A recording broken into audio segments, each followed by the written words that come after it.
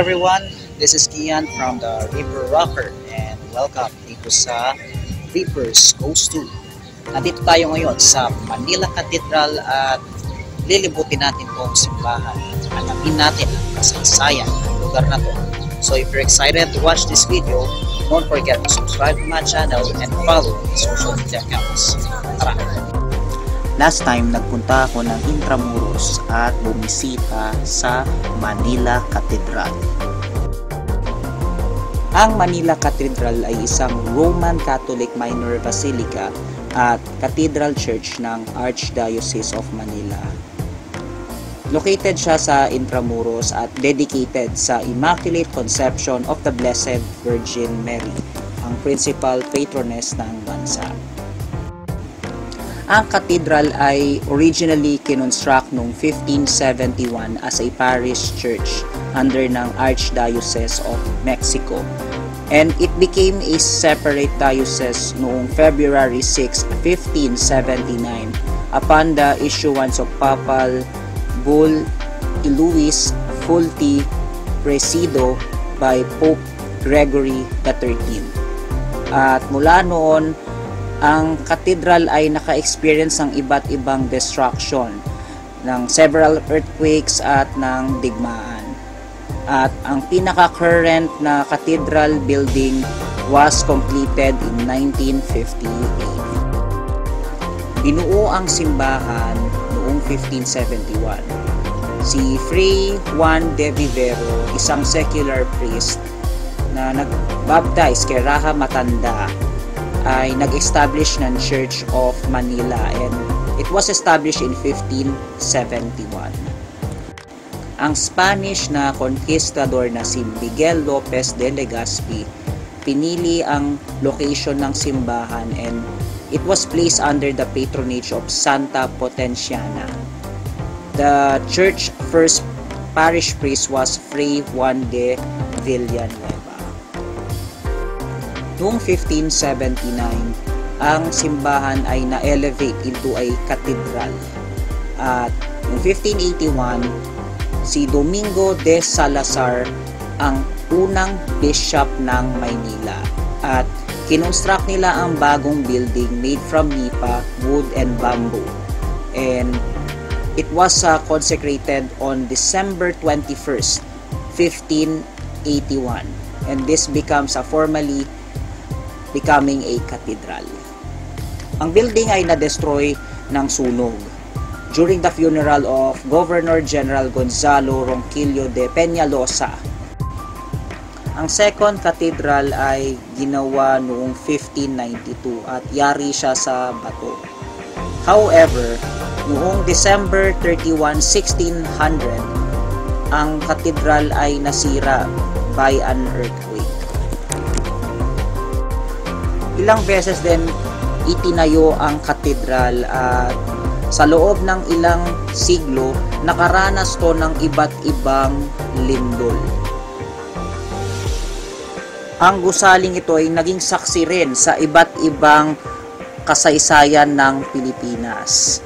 Noong Philippine Revolution of 1896, inopen ang katedral sa mga Spanish soldiers para magkaroon ng refuge. During naman ng Philippine-American War, kinonvert ang cathedral into a hospital para sa kanilang mga sugatang sundalo. Noong 1937, ang International Eucharistic Congress ay na-held sa Pilipinas at ang Manila Cathedral ay nag-play ng role para sa pagpopromote ng Eucharistic beliefs. Nag-issue sila ng cathedral stamp at ng medal para i-commemorate ang event. Noong 1945, during the Battle of Manila, ang Japanese forces ay sinira ang ikapitong cathedral at na-left ito into ruins. Ang basilica ay nagkaroon ng papal endorsement from Pope Gregory XIII, and nagkaroon na rin siya ng 3 apostolic visits from Pope Paul VI, John Paul II, and Pope Francis. At noong April 27, 1981,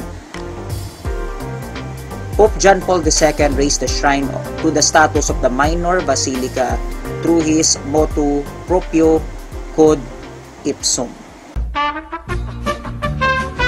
Pagbisita ko sa katedral, sobrang nakakamangha ang fasad nito dahil ang architecture na pinapakita dito ay neo-Romanesque.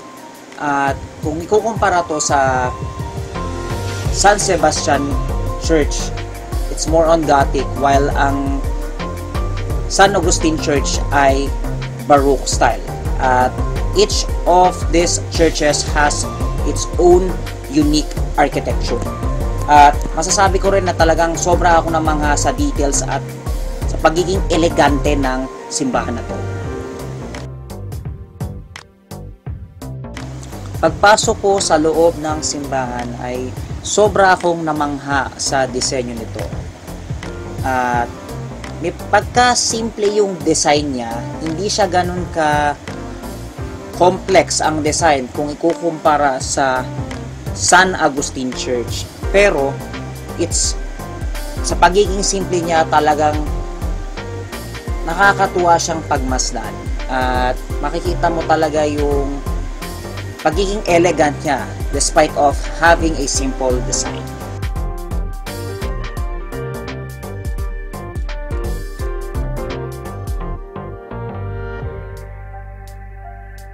I love also the stained glass na naka-display sa kanilang bintana.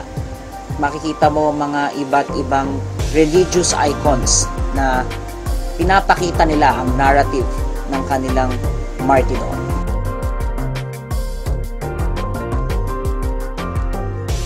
Sa altar ng simbahan ay makikita ang image ng Immaculate Conception. At nakaka-amaze tignan ang imahen dahil it shows the purity and it's like a sanctuary looking na simbahan. Meron ding pulpito sa simbahan na to tulad sa San Agustin Church. At ginagamit din nila to sa mga iba't ibang okasyon, lalo na pag nagdiriwang sila ng banal na misa.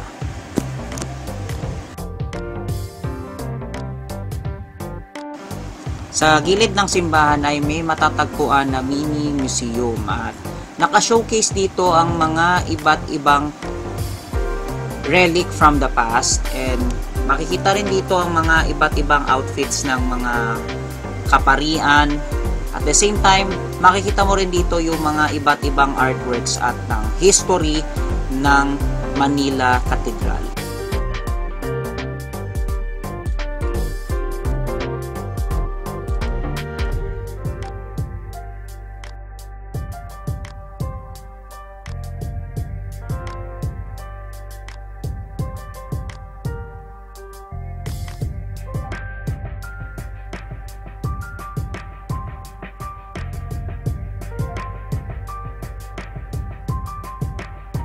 Bukod doon, makikita rin dito ang sinaunang printing press na ginamit para sa pagpapaimprenta ng mga Biblia. Overall, it was an uplifting experience ng pagbisita sa Manila Cathedral. It showcased the history ng ating bansa at nagre-reflect sa ating kultura. Kaya masasabi ko na nakaka-proud maging Pilipino dahil it shows our identity as a Christian nation. Hi everyone, this is Ian from the Green Family, wishing you Merry Christmas.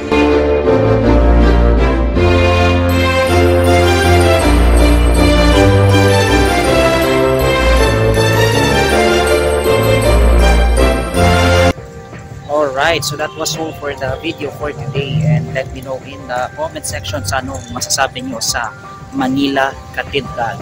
Feel free to comment down below, and if you like this video, don't forget to send a thumbs and consider subscribing. Makita-kita tayo sa susunod na episode ng Reapers Goes To. This is Kian signing off. Rock on!